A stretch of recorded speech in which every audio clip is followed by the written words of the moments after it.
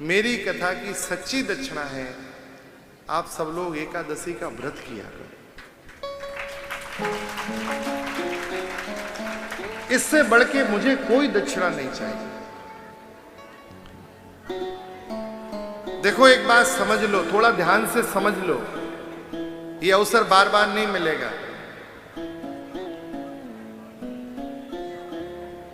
सोमवार का व्रत करो, अच्छी बात है, नहीं करोगे तो भगवान शिव नाराज नहीं होंगे। होंगे क्या? मंगल का व्रत करोगे, अच्छी बात है, नहीं करोगे तो हनुमान जी नाराज नहीं होंगे। लेकिन एकादशी का व्रत यदि नहीं किया तो भारी अपराध लगेगा, क्योंकि एकमात्र व्रत है जो अनिवार्य रूप से करना ही करना चाहिए। शास्त्रों में लिखा है, एकादशी को जो अन्न खाता है वह अपनी आयु ही पाता है, वह पाप पाता है। पाप का निवास एकादशी के दिन अन्न में होता है। महाराज उस दिन अन्न खाना भी नहीं चाहिए, अन्न का दान भी नहीं करना चाहिए। एक चरित्र है श्री नामदेव जी का। नामदेव जी का नाम सुना है आपने? पंडरीनाथ भगवान के महान भक्त श्री नामदेव, वो एकादशी का व्रत करते थे। एक बार उनके व्रत की परीक्षा लेने के लिए भगवान वृद्ध ब्राह्मण बन के गए। द्वार पे जाके बोले, भैया बहुत जोर की भूख लगी है, भिक्षाम देही।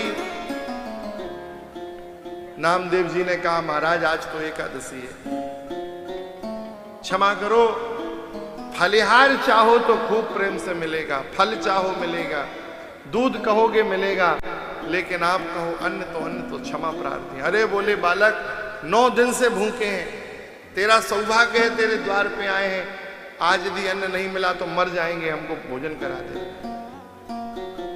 प्रसाद पवा दे। नामदेव जी ने कहा, महाराज यदि आज मर जाओगे तो अच्छी बात है, सीधे बैकुंठ जाओगे, इससे तो अच्छी कोई बात ही नहीं है। एकादशी को भगवान के द्वार खुला रहता है, ऑफर चलता है उस दिन, कोई भी आ जाओ सब चलेगा। उस दिन फ्री एंट्री है, वैसे फिर आपको अपने पुण्यों की निधि लगानी पड़ेगी, लेकिन उस दिन कोई चार्ज नहीं, सबको स्वीकार करते हैं भगवान। मर जाओगे अच्छी बात है। देखो देखो देखो, तिलक लगाता है, कंठी धारण करता है, एकादशी का बाना करता है, लेकिन एक बूढ़ा ब्राह्मण मरने के लिए इसके द्वार पे आया है, मृत्यु हो जाएगी मेरी, ये लेकिन अन्न नहीं दे रहा है। सब लोग बोले नामदेव जी से, दे दो। बोले ना, नहीं दूंगा। भगवान ने और परीक्षा कस दी। महाराज ठाकुर जी बोले, अब तो मैं यहां से कहीं हिलूंगा नहीं, मरूंगा तो तेरे ही दरवाजे मरूंगा। और थोड़ी देर बाद जब मोहल्ला पड़ोस के लोग इकट्ठे हुए, तब तक महाराज भगवान ने 2-4 हिचकी ली और हिचकी लेके जय सिया राम। अब सब गांव के लोग बोले, राम राम राम, ऐसी कैसी व्रत, ऐसा कैसा धर्म, बताओ। वृद्ध ब्राह्मण, व्रती ब्राह्मण दरवाजे मर गया। ढोंग करता है नामदेव। नामदेव जी चुपचाप सुनते रहे, कीर्तन करते रहे। पूरी रात निकल गई।